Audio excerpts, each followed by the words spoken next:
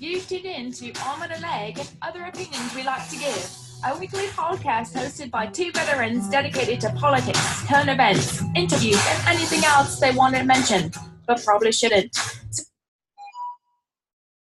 without further ado, here are your hosts, Robbie the Dream God and Brett Miracle Man Pop.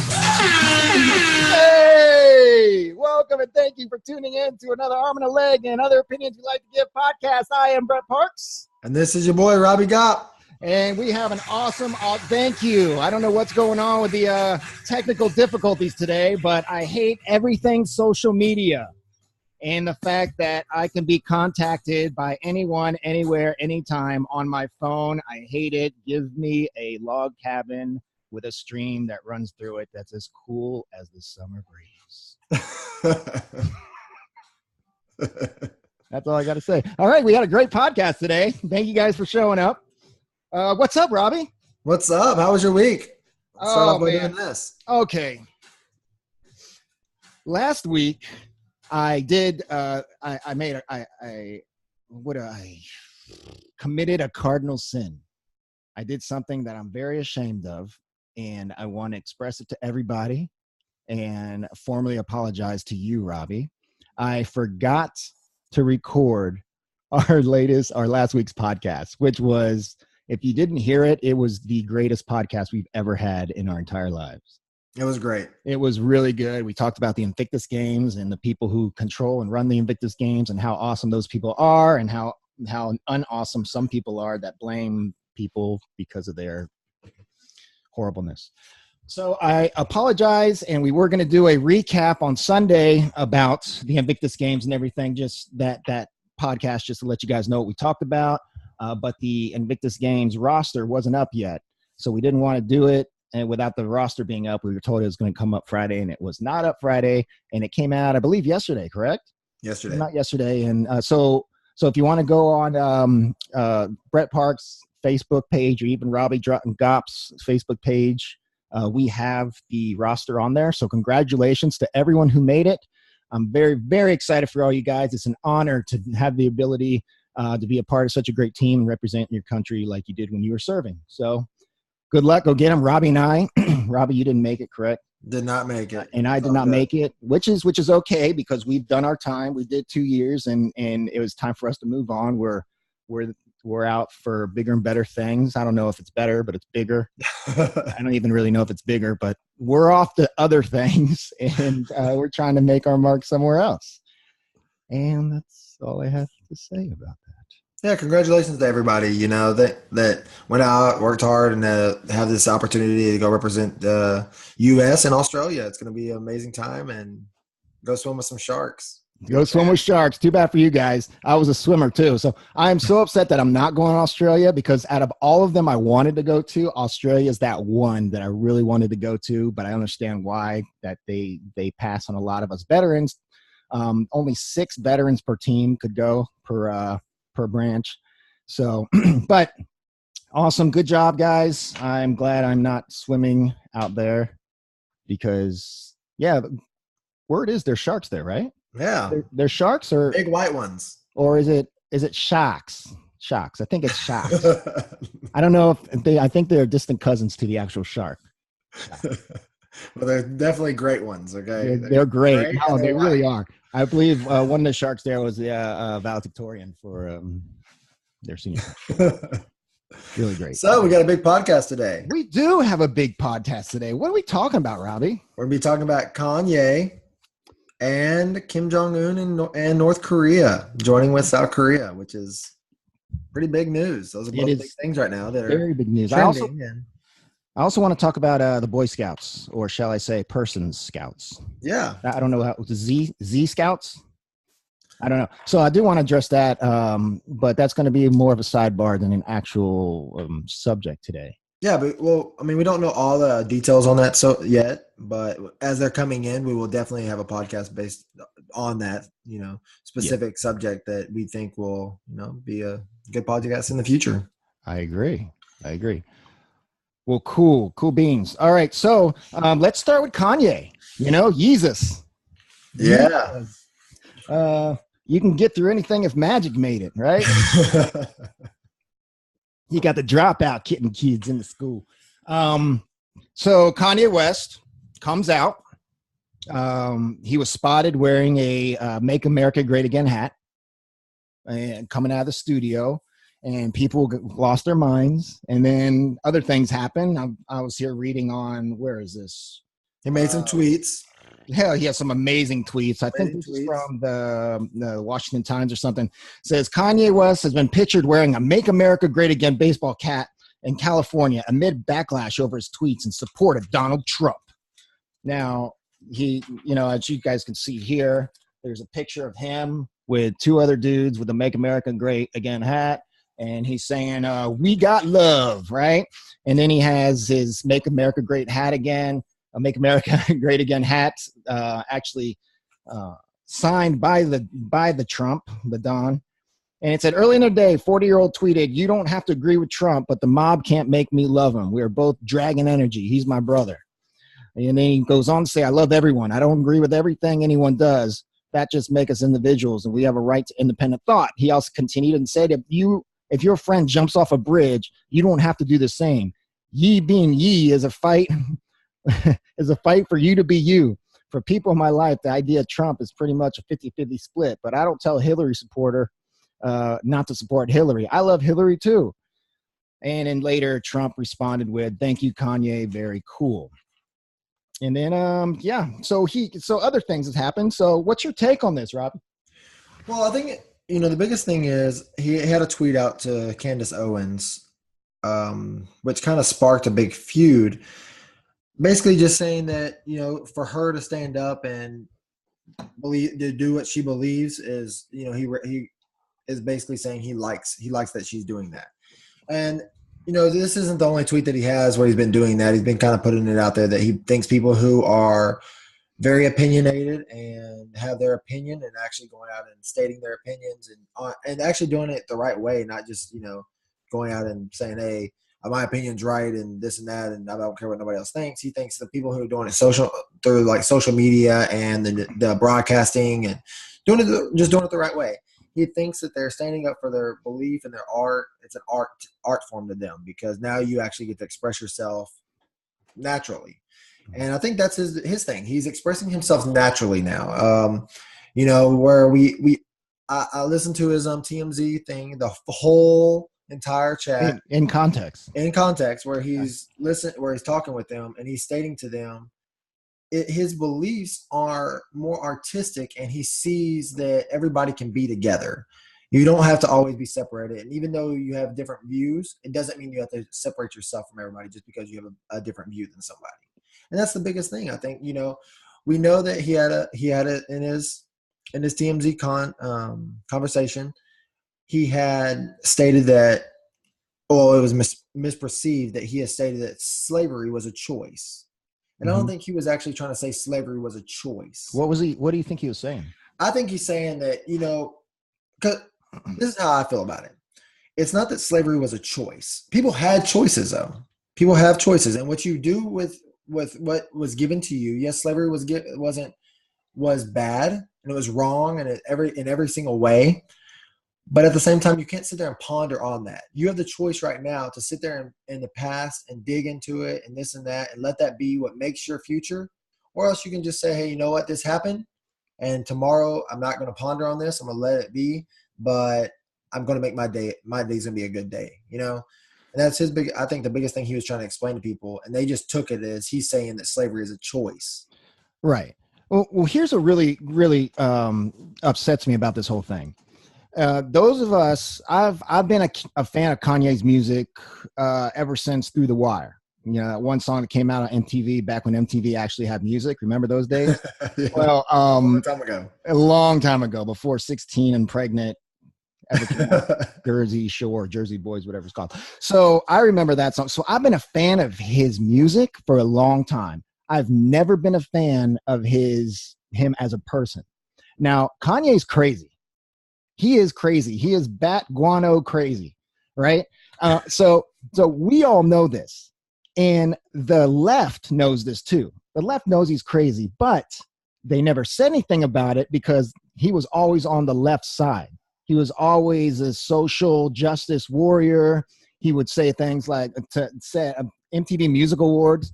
He told everybody live on air that George Bush hates black people. I mean, he's crazy. And I knew this about them. But now what really pisses me off now is that now that he's automatically saying something that the liberals of the left doesn't like, they're like, oh, he's insane. Somebody's got to stop him. He's mentally unfit. It's like, guys, he's been this way forever. And what also kind of makes me mad is that now the conservatives are looking at him like he's a big, a pivotal, this is a pivotal moment in conservatism, and he's our truth. He's our beacon. No, he's still crazy. He's crazy now like he was crazy back then. And this is what Kanye does, especially when he's about to drop a new album. He always does stuff like this just to invoke controversy. Yeah, controversy and everything. So Kanye's being Kanye. And that's it, right? You can look at it like that. Is this just for album sales? Is this just to draw attention to himself because maybe, his limelight hasn't been there? You can't really say. It's hard to say that. But I know for the fact that when I look at this, when I go to Kanye's message and where he's trying to explain that slavery is a choice, I look at it like the Jews with the Germans. I don't go outside and see Jews sitting there rioting and, towards the Germans, even though that, that's all the Holocaust already happened and everything. And I'm not saying that they don't hold grudges, but they're not out making that their life statement that, hey, we had this happen to us and we are owed something. And I think when you look at Kanye's context, he's just saying, don't be out there just thinking something's going to be given to you because this happened to your ancestors, for 400 years. I mean, right. Everybody looks at it as that slaves were always mistreated. They weren't always mistreated. Some slaves were, they learned to write, they learned to read. It might have been easier to be working with, working in the house than, not everybody could have had a job either. So they had a family and stuff too. Like, I think a lot of times we look at this as the context that all slaves were beating and massacred and done wrong. I mean, yes, you are a slave. And yes, the North and the South ended up having to fight for that, this debate, and everybody was free, which I'm glad. I'm glad everybody has freedom now, and it's everything. But we can't sit here and just say, hey, let's just sit here and ponder on what has happened. Mm-hmm. Because pondering on it doesn't resolve anything. It doesn't fix anything. We can sit here and say taking down a statue isn't fixing anything. That's not fixing anything. If we would have took down the statues 100 years ago, it wouldn't have fixed anything. The problems we have right now, we are building amongst each other for no apparent reason. We have no reasons.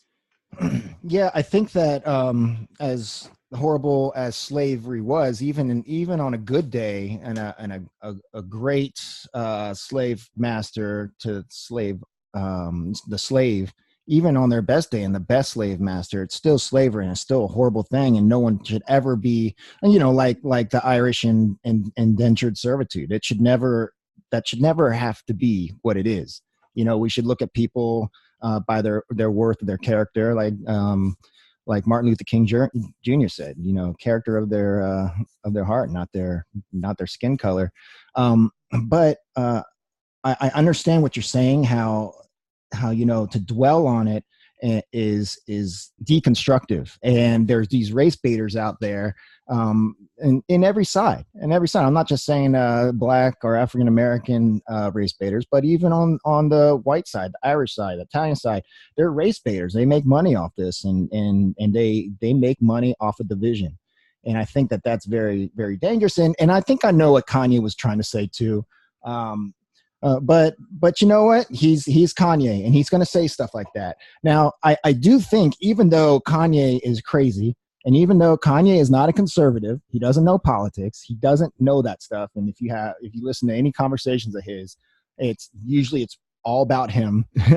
But something very important is happening in the political theater right now. People are listening to what Kanye said. And even like Chance the Rapper said, he tweeted, "Black people don't have to be Democrats." Sure. Like, this is a huge shift. And there was just a Reuters poll out there. Usually the support of Donald Trump by black males is only at like 8.9%, but now it's doubled. It's like at 18 point something percent or 16 point something percent. And that's huge. And I think there's a shift because of Kanye being Kanye, he's kind of opening up people's minds to like, oh, wait, I don't have to go again. I don't have to go with the mob, with the gang, just because they tell me to step in line and stay in line. So I do think that it's very important what he's doing. Do I think he's a conservative? Not in the least. I think at the same time, we aren't getting all the information, through news and social media. If you're not out there looking for it, you're not getting all the information. If you're a Democrat and you're only looking for the liberal, point, then that's all you're going to get. You have to open your horizon and see what's happening. If you're in Chicago and things are getting better for your community, and it was a community that, wasn't flourishing or wasn't nothing, sports weren't there and this wasn't there, then maybe you have to look at, hey, was something appointed or something told to somebody that now this has to be fixed? And then, people say, Detroit and Chicago are one of the things that they say, hey, they say, hey, thanks Donald Trump because you're actually helping our communities. But you don't hear that on the news all the time. You don't hear that kind of stuff, what's being done. Right. So if you're out there and you're only seeing one stance, maybe just open your horizon just a little bit, just to see, because you never know what's happening outside of what's being shown on the news. Right. Also, Chance the Rapper ended up walking that back because he got a bunch of backlash and he wasn't courageous enough to stand by what he said. So he walked it back a little bit. He's like, oh, I don't support Donald Trump, blah, blah, blah, blah. Well, the game, the game came out and tweeted as well. He said, no one can question Ye unless they've achieved the same level of greatness. And he also said, don't think for a minute that his actions and plan weren't well thought out of and set up for this goal to reach maximum potential. Kanye will always be a friend of mine, and although I might not necessarily agree with his views on certain topics, that is what separates us as individuals. He also continued and said that this is a bigger ploy to cause reactions for people. He has gotten great at preying on the minds of people and causing commotion when he sees fit, and is being enough icon for it to have an effect of catastrophic proportions on both people and media, which at times go hand in hand. So the game understands, this is what Kanye is. This is who he is. This is what he does. This is his opinion. And you know what? That's okay. And that game was basically saying that's okay. You don't have to burn albums. You don't have to do any of that stuff just because he has a different opinion on things like that. I also have an article here from Trevor Noah about Trevor Noah in The Daily Show. And you see right here, Trevor Noah. And this is how much I really care about what he has to say. I don't really care about what he has to say because he's an idiot. So we're not even going to talk about that. It's Trevor Noah.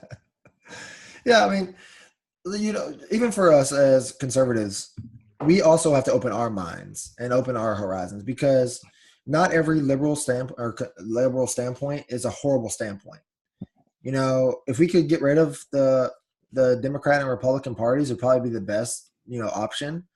That we aren't voting by a class or a party. We're voting based on what our opinions are and how we feel about somebody. That'd be the best way I think we could fix all this.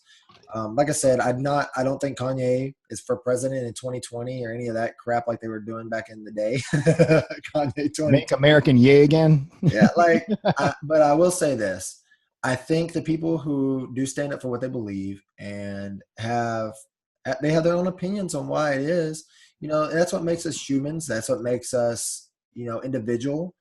And that's what gives us the right to go out and vote and go out and, make your community better. If you feel something's wrong, there's a way to fix it. There's a way to go about it. You don't always have to go people bashing and this and that. I think people automatically look at the situation that's around them and say, hey, this is something that can build my, resume or whatever if I do this. Instead of doing it that way, it ain't always about building your resume. Sometimes it's just about doing the right thing. And maybe him standing up for what he believes is doing the right thing. I'm not going to bash somebody for that. Right. And this goes back to me, my personal opinion. This is all about social media dehumanizing people. So many people, they're such hatred and venom spewed online because you're not seeing somebody face to face. You're not person to person with them. And I think back in the day when we didn't have social media and we're either A, talking on phones between one another, or B, we're at a coffee shop or a bar or deli, a diner talking, when you see and you sit next to somebody and you're talking to them face to face, you understand that, yes, this is a human being who has a different opinion than me, and that's okay. It's when you get behind the computer and you got these keyboard warriors and these, what's Drake say? Trigger fingers turn to Twitter fingers. Yeah. And you're all of a sudden you're reading words off a computer and not thinking it's coming from a human being. It really dehumanizes people. I think that's why there's such division and such hate. Well, you also don't get the expressions, and you don't get the change in people's voices. You get what your mind takes those context words and blows them up to be. And that's the one thing we forget about, is that when you're reading something, it's how you read it in your context. It's not necessarily how somebody is actually trying to represent it. Yeah. Yes, for sure. Yeah. Kanye also did tweet something that said that Obama, former President Barack Obama, was president for 8 years and Chicago got worse. So, and he's right. He's right about that. I mean, the stats and facts don't lie about that. That's one of very few things that Kanye's ever right about. But listen, he's a great beat maker. He produces some great songs. I don't think he's that great of a rapper per se, but he's good enough. But do I want to babysit his kids? Nope.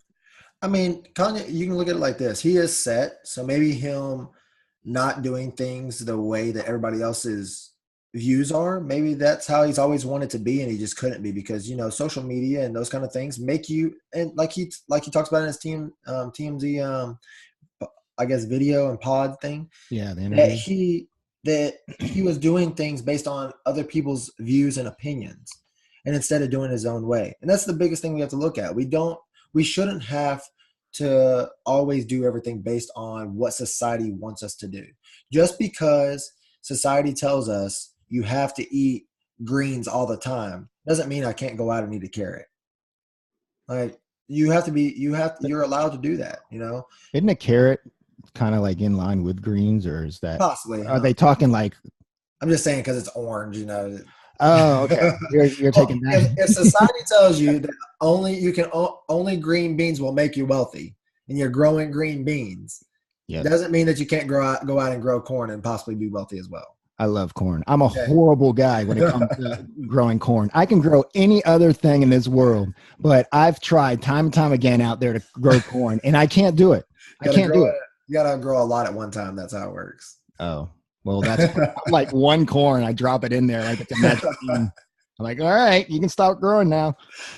But that's the thing with society. I think society has made us, for the longest time, models had to always be thin and tall and this and that. And now I'm so glad they don't do that anymore. Now we're seeing that models, are becoming thicker people and shorter people, and more of what the woman actually is, instead of this perception that we were pushed upon us. Right. It should have never been that way, but it is. And just like everything else, slavery and all this other stuff, it was pushed. There's a lot of stuff that's still being pushed upon us to make us where we're not joining as one force, because it's easy to keep things the way they are if we're divided versus if we're together.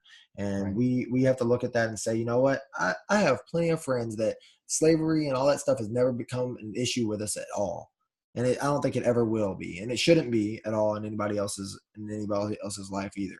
So if you're out there and that's the thing that's dividing you, maybe you should get down and sit down and try to figure that out amongst, with yourself or with others, and say, hey, you know what, I'm not going to let this divide us anymore. And it should be, like I said, it should be that way.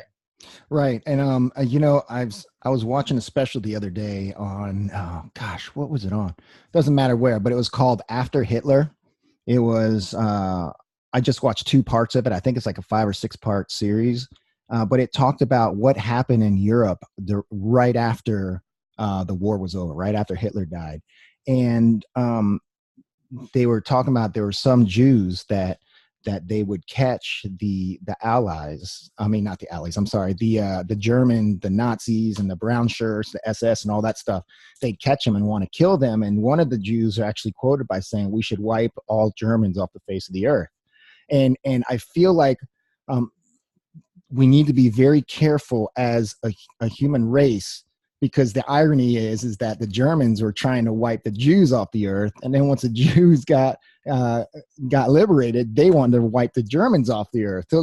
It was genocide on the other end of the spectrum. It's like, listen, guys, we need to learn from this, not repeat this. We need to make sure that we learn from the horrible situations when it comes to slavery and indentured servitude. And we need to learn about this stuff and learn about it without actually dwelling on it and dividing ourselves over it, because we'll repeat it. We'll repeat it, and not necessarily the blacks won't be enslaved anymore. And it's one of those things where it could be another race. I mean, it could be the Guatemalans, could be males, could be it could be males, could be. I mean, right now there's a huge push to end toxic masculinity, and that's a very, very dangerous thing, especially for our children. But we need to really be careful about the way we go about some things.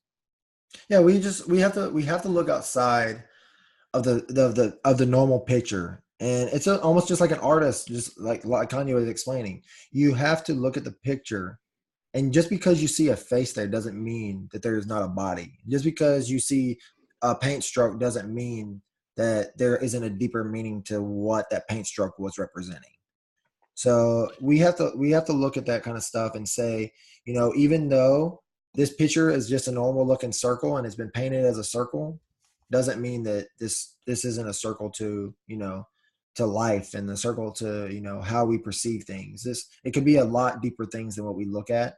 With the whole slavery thing, it's one of them things, like you were saying, if we sit here and ponder in the past will catch up to you and present itself in the future, and it should never have to do that. It should be something we should learn from. It's not something I'm saying we should ever forget about, because if we forget about it, then of course it'll catch up to us again, because people won't know what really happened. So yes, I'm not saying it's not something that we should be taught and should learn about still. It's something that I'm not saying erase from history, but let's not dwell on history as well, because we have bettered ourselves. We have, for the most part, we have progressed from that, or tried to, at least. We definitely tried to. And humanity, we're overall, I'm broad stroking here, we are an evil race, evil species. We're capable of such evil things, and watching stuff about slavery, and watching stuff about the genocide of the Jews in World War II, watching all that stuff, it makes you really look and say, gosh, we're just an evil species. And we need to, honestly, for me personally, being a religious man of faith, you need to turn to God for that. You need to only through God can you help quell that evilness, and then that's where forgiveness comes through. You need to be forgiving for other people. Like, it takes a lot for a Jewish man or woman, especially that was in one of the concentration camps, to show forgiveness towards Nazi death camp leader, the commander of the Nazi death camp. But there had been some that had done that. They have done that. They've forgiven, and only through God can you do stuff like that. And we as humans are easily manipulated. We with World War II and the Nazis, Hitler manipulated people to do horrible things to people, and just the same thing with slavery. We went over. Slaves were caught. Not saying their own people caught them and we're going to sell them and stuff, and we manipulated them. Not saying they weren't going to kill them anyway, but we manipulated them to believing that, hey, if you want more breads and you want more gems and you want more this or that, we need more people. And then that's how slavery basically all began. And it's one of them things, we as people are so simple-minded and so easily manipulated that we don't see the just that could possibly happen from the actions that we do. So as much as I sit here and say, we need to open our minds, we need to broaden our horizons, and think before ever doing something. Like, literally think about what the outcome of your action could be. I'm not saying that the people who are catching African Americans and selling them and trading them didn't think that they weren't going to be killed or done this way or that way. I don't know. I wasn't there. It wasn't a time of my time. as probably as nowhere in the lifetime. But with that being said, we have to look at it like maybe that's what they thought, and they thought at least, hey, maybe they can live a little longer to do this or that for us.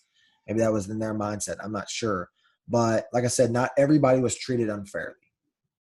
So when we sit here and we make it like slavery was all bad and all this and all that, it was bad in the aspect that yes, you were a slave.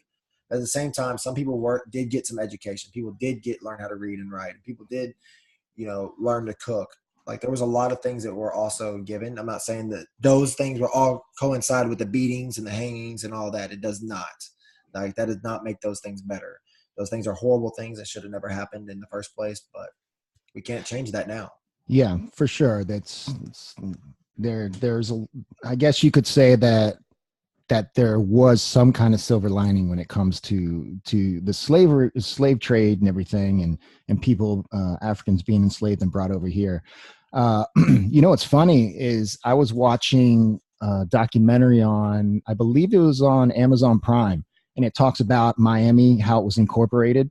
Miami, the city becoming incorporated, it was done by the freed slaves and the Bahamians. And it's funny, they talked about in there where the Bahamians, island people, they didn't like African Americans. They didn't like the free slaves because the Bahamians were never enslaved, but the Africans were. So they looked at them as lower than the Bahamians. And I thought that was kind of strange. I never thought about that. I was like, wow, like it's, they're the same color, not the same race per se. Definitely not the same nationality, but they still look down on them. I'm like, golly, man, what a bum deal these free slaves had, and they weren't welcomed anywhere, not even by people that look like them. I was like, man, that's a tough break. But and it's still like that in some places. Egypt is like that still. Mm-hmm, I mean, there's a lot of places that are still like that, and it shouldn't be that way. And if we should. I'm not saying don't make a stance. We should make a stance, but let's make a stance as united as we can. If we're united and we're walking in somewhere, it looks a lot better than just one set of people walking in somewhere and saying, "Hey, let me make a change." Right. If it's brothers and sisters, and we're all colored and we're saying, "Hey, let's stand up for this and let's fix this," then let's do that. Right. It's just easier. It'd be a lot easier if we all work together versus trying to do something on our own. That's a good point. Good point. And with the division, we can look at it like this. We're basically going into our next subject with this. You have two divisions. You have a North Korea and you have a South Korea. I mean, right. and for the longest time, they had division there that didn't really need to be there. Families were hurt by this. A country was hurt by this, and with North Korea finally, and Kim Jong-un saying, hey, you know what? We don't need this division any longer. We can fix this. Right. Well, before we get into the good news about North and South Korea being divided, let me just read about why North and South Korea are divided. I got this on history.com, History Channel, and I have a love-hate relationship with the History Channel. I feel like they only report on the history that they want to report on, and they kind of change the stuff they don't really like. But after reading this, I thought they're pretty much on. Okay, why are North Korea and South Korea divided? North Korea and South Korea have been divided for more than 70 years, ever since the Korean Peninsula became an unexpected casualty of the escalating Cold War between the two rival superpowers, the Soviet Union and the United States. Now, it goes on to say, in August 1945, the two allies, in name only, divided the control over the Korean Peninsula, allies meaning the Soviet Union and United States. They divided control over the Korean Peninsula. Over the next 3 years, 1945 to 1948, the Soviet Army and its proxies set up a communist regime in the area north of latitude 38, or the 38th parallel. South of that line, a military government was formed, supported directly by the United States. So the north was the communist, and the south was the capitalist and republic. In 1948, the United States called for a United Nations-sponsored voting for all Koreans to determine the future of the peninsula. After the North refused to participate, the South formed its own government in Seoul, led by the strongly anti-communist Syngman Rhee. The North responded in kind, installing the former communist guerrilla Kim Il-sung as the first premier of the Democratic People's Republic of Korea in the capital of Pyongyang. Pyongyang? Yeah. The Korean War. Now, this is where the Korean War started. The Korean War was in 1950 through 1953, which killed at least 2.5 million people, did little to resolve the question of which regime represented the true Korea. And then it says, with continuing strong ties to the West and among the U.S. military presence, the South developed a robust economy and recent decades has made steps toward becoming a fully democratic nation. Meanwhile, North Korea remained isolated hermit kingdom, particularly after the collapse of the Soviet bloc in nearly 1990s and economically underdeveloped, as well as a virtual police state ruled by single family for 3 generations. So that's a quick, really quick Cliff's Notes version of why North and South Korea are divided.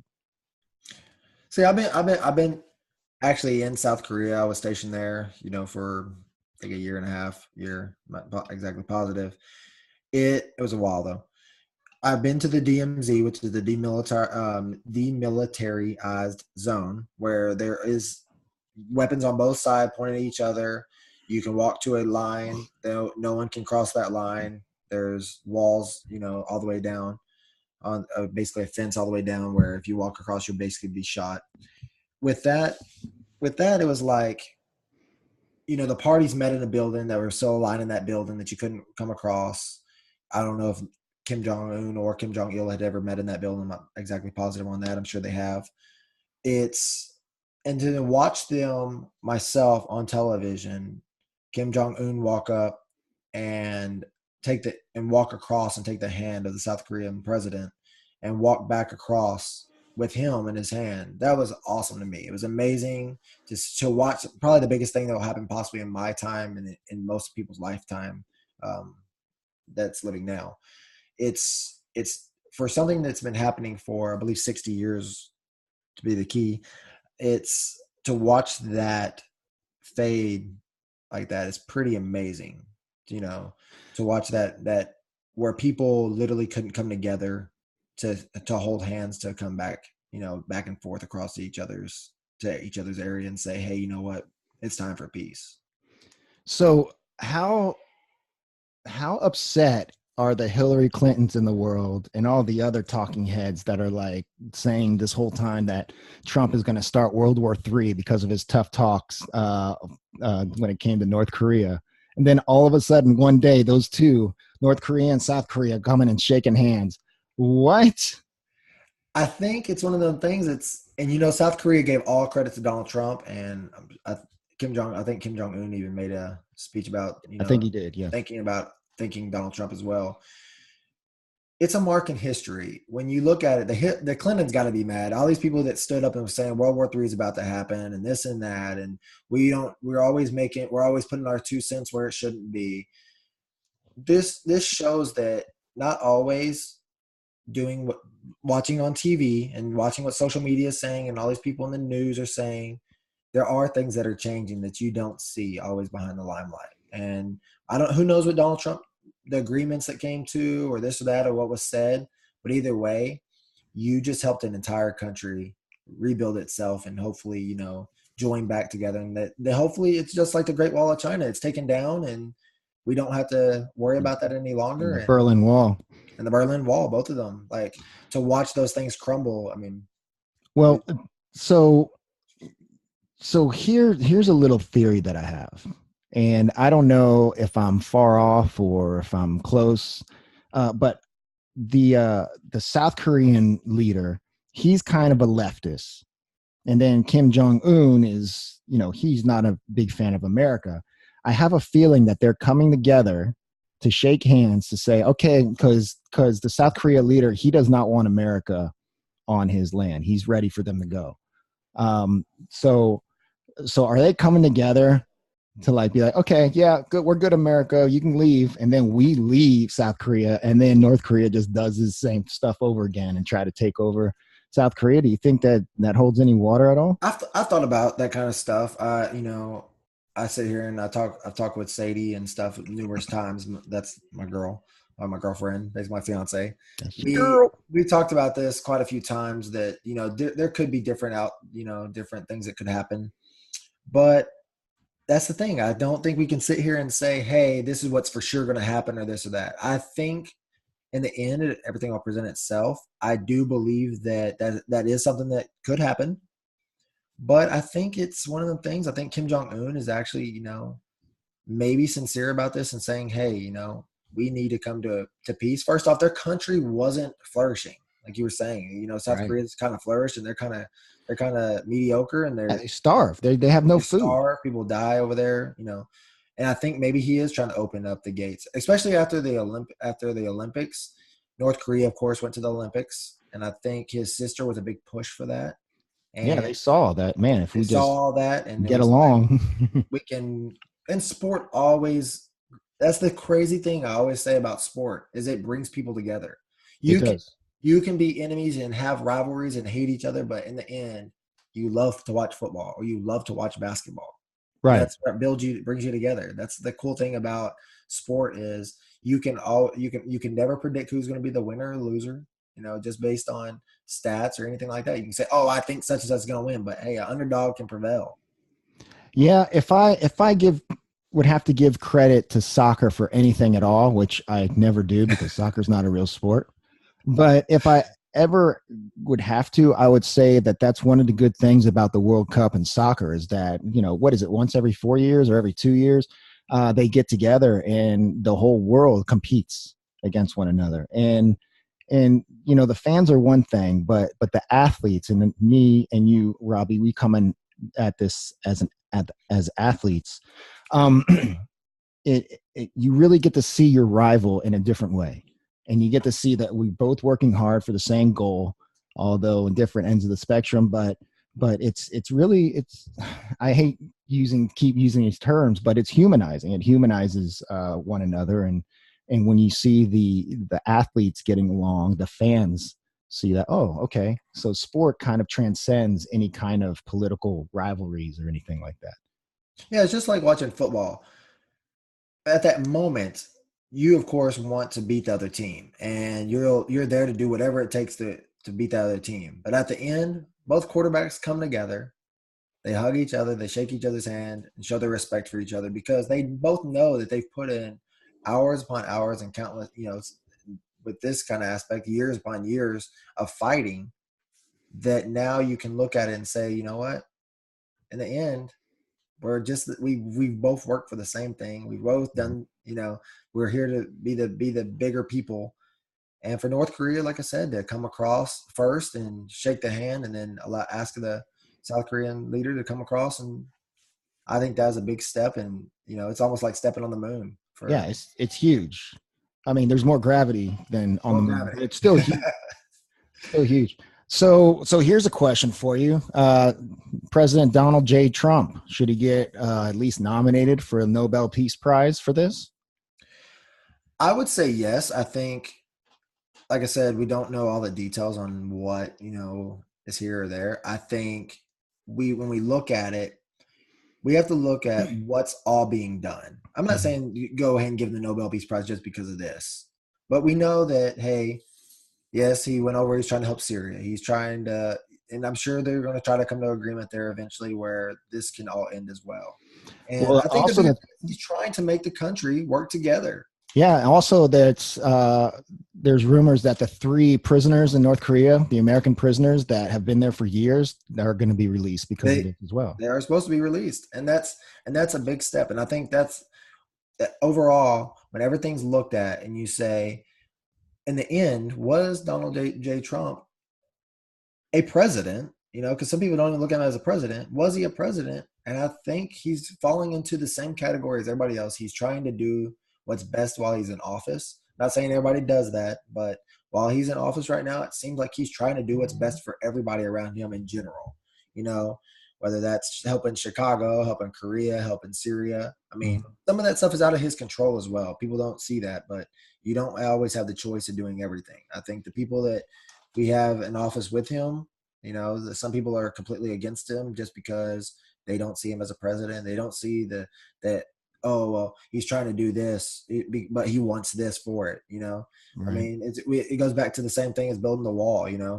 Yes, you want people to help build the wall because you want to You don't want all the stuff happening in America that comes across the border, whether it's drugs, whether it's illegals, whether it's this, whether it's that, murderers to rapists to this or that. Mm-hmm. But at the same time, he's saying, hey, if I can help, if you can help build this, we might be able to help Mexico and in those things there as well. And that's the biggest thing. I think we as America are trying to help other countries, and it's benefit. We're going to see the benefit of it in the end, where we're not trying to put our nose in business. We're just trying to help, where we can. And I think that's the biggest thing right now. We don't want World War III. Right. I think President Trump, his response to this was just so classic. When they asked him, he was being interviewed on the South Lawn or the Garden, whatever, in the White House, and they asked him. They said, "Do you think you should win the Nobel Peace Prize for this?" And Donald Trump, his classic response says, "Peace is all the prize I want," and that was it. And I was like, "Man, that's a class act." That's whether he meant it or not, I don't know, but it was a great response to a question like that. So kudos to you, President Trump, for this. Yeah, the Nobel Peace Prize, I will say this has been given to people who really haven't, perceived me doing anything really big. Well, yeah, and also they've been given anti-Semites get it all the time. Yes, all the time. And so at the same time, I do respect him for saying his what you just stated. Mm-hmm. I do respect him for that, because everything isn't about a medal. It isn't about an award. Sometime in the end, it's just like for me and you being competitors, the biggest part is being there and getting to compete. And that's the joy of it. Yes, getting a medal is fun and it's nice, and it goes in a box probably. Maybe some people might hang it on their wall. But in the end, I think it's one of them things. It's more about what you've done and where you've come from and how you've done it. Right. No, I totally agree with that. I know you and I both, we have medals hanging up in our offices, but they're just hanging there. What does it mean to me, those medals hanging there? Those medals themselves mean nothing at all. Yeah. It's the experience and the competitive nature and the camaraderie I've had, and that makes the world a difference. Yeah, and people always ask me like, "Oh man, where's your medals? Where's this or where's that?" I tell people all the time, I have very few medals that I keep put up and very nice, but most of my medals go in a box. Right. Medals just collect dust. That's right. There's no reason for me to sit here, and I'm not trying to be somebody I'm not. So I don't want people to be my friend, to do this because of what I've accomplished. I'd rather people be my friend and, want to know me based on what I'm showing them or what I'm doing, Right. So Brett, what do we have for strange news today? Strange news today. I am going to talk about something that we're going to talk about in further depth next week, and it's about the Boy Scouts of America. Is it strange? It is less strange and more terrible and sad and ridiculous. All right. So those of you that have been living under a rock for the past month, or actually past 12 years, the Boy Scouts of America is an organization where a bunch of boys get together and they're scouts, and they learn how to do things like knot tying and underwater frog catching, stuff like that. And they come together, and it's time where boys come together, and then it's from age 8 until 18.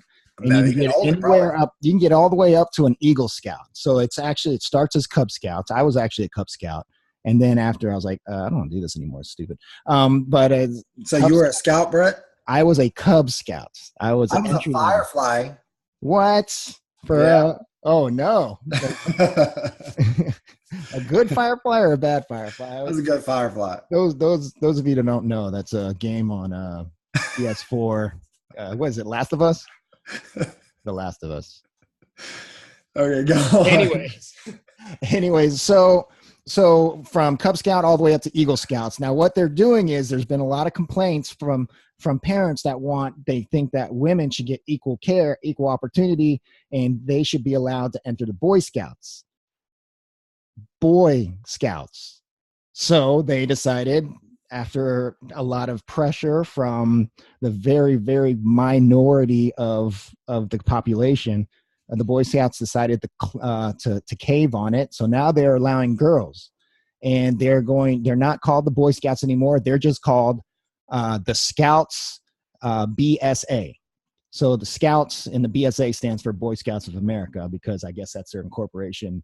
So they have to have it in there. But so now they're the Scouts. The girls will not be allowed to be in the Scouts until age, I think, 14. So from 14 to 18, they can enter the Boy Scouts or the Scouts. And I mean, nothing could possibly go wrong with that, right? 14, 18-year-old boys out camping in the middle of nowhere. Yeah, sure. So I'm very disturbed by this, because the Girl Scouts are girls, and a lot of times they pursue the same kind of badges as the Boy Scouts do. And the Girl Scouts are actually starting this new, what's it called? It's like they're doing technology and engineering badges. Those are new, and they have the greatest cookies ever. So I don't know why. I want to be a Girl Scout. Can I be a Girl Scout? I love Samoas. Samoas. I'm one of the. What's the tagalongs? I think I like the tagalongs. Those are my faves. Samoas and Thin Mints are where they're at. Yeah, I used to eat and breathe Thin Mints. But so I have a quick question. So and I like I said, I've kind of read in on this. So the Girl Scouts are not giving up their name. I heard like they're still Girl Scouts are still the Girl Scouts, and actually the Girl Scouts are very upset at what the Boy Scouts are doing. So no, they are. They're very upset because they think that a lot of their business is going to be taken away because the girls are going to join the Boy Scouts.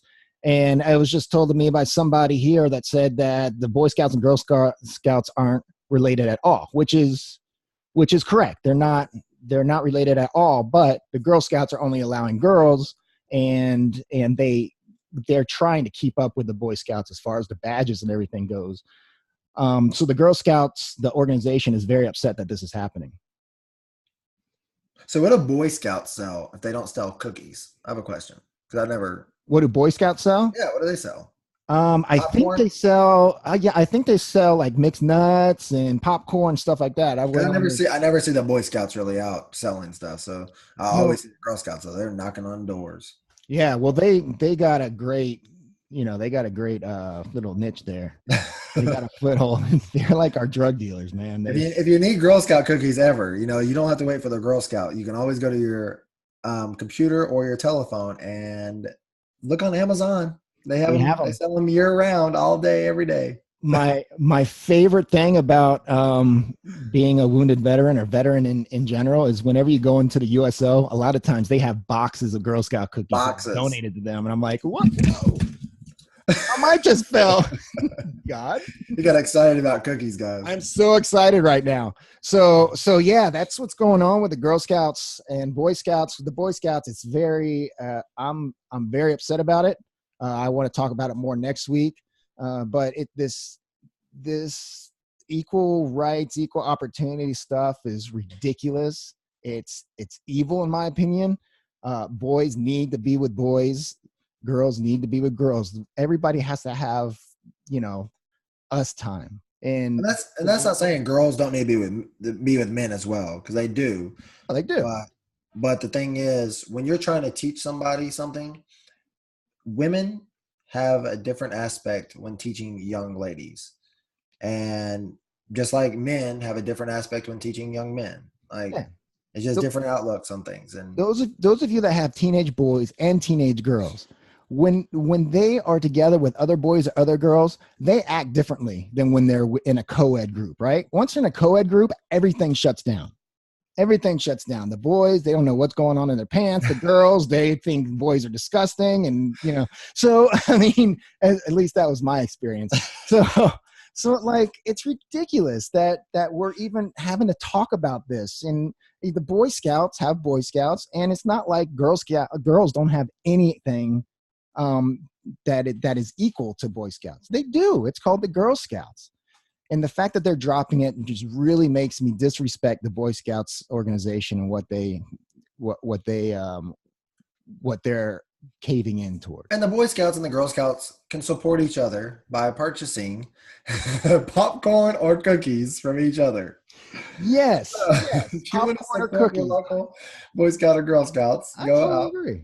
and support them by buying their merchandise. I mean, it's not like you're not helping out your fellow camper. That's right. No, you're right. You're right. I mean, and it's out there, and you that's what you do. And you know, I understand there's some exceptions to the rule. Like if there's a mom out there that can't take their kid both to Boy Scouts and Girl Scouts, they have to, you know, put them all both together. I understand that, you know, if it's for that, but not in general. Like, oh, okay, if you're a girl, it's the same thing as the whole transgender thing, how you identify. If you're a girl and you feel like you identify with the boys, then you can come here. No, listen, if you're a girl, if you're biologically a girl and you think you're a boy, you need to go get some counseling. You have to go get some counseling, because I don't care what society is telling us, it's not a healthy thing. Sure. So before we end, and I'll probably also note on this next week, at the beginning of next podcast, but before we end, I would like to send a shout out to Sadie Strong. That's my fiance. She just got an email, recently accepted into a photo shoot for Aerie, which is amazing. You know, who would ever thought she did it, and she hoped for the best, and we just got an email verification. So it's amazing. Wow. Congratulations, Bay. Love you. Can't wait to see where it takes you and the places you go with it. Congratulations. That's huge. That's big time. I would actually clap, but I'm holding my mic right now. That's huge. Man, what a great accomplishment. Huge. I mean, she is cute. So you got good taste. You got good taste. So, man, congratulations, Sadie. I'm proud of you. But not that proud of you. Just a little. I'm proud of you. I'm super proud of you. Yeah, he's proud of you. I'm just semi proud of you. Well, listen, guys, thank you so much for tuning in to Arm and a Leg and other opinions we like to give podcast. Listen, if you guys want to watch us in person, there's a YouTube video. Go on Arm and a Leg and Other Opinions We Like to Give podcast YouTube page. Go ahead and subscribe and click that notification number so you can see these beautiful faces that are right here, right now. What else you got, Robbie? I also would like to say, you know, thank you all, you know, from me. But also, if you can, don't forget to go and subscribe to Arm and a Leg and Other Opinions We Like to Give on SoundCloud. We post them up there. You can watch them while you're driving or relaxing, or maybe even at the gym if you feel like it. Also, like our Facebook page and leave, you know, some comments that can either make today's show better or future shows that are coming. That's right. And Roger, if you're listening out there, we're going to talk more about the Boy Scouts of America next week, as well as some other things. Once again, thank you so much. See you next week. And we are out of here.